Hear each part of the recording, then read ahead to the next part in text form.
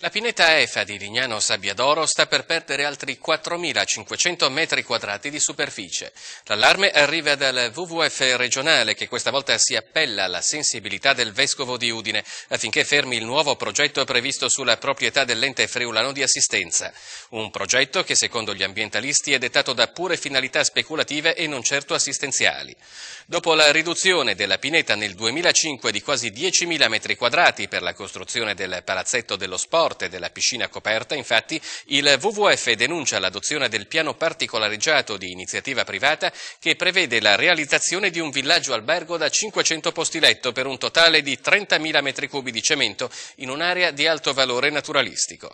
Il villaggio, si legge in una nota del WWF, verrebbe a collocarsi in una zona che, secondo il piano regolatore, è soggetta addirittura a 3 vincoli, tra cui uno idrogeologico perché risulta pericoloso costruirvi edifici. Secondo gli ambientalisti mancano poi dati di fruizione turistica, per cui, concludono, non si sa nemmeno se sussista la necessità di nuove strutture ricettive.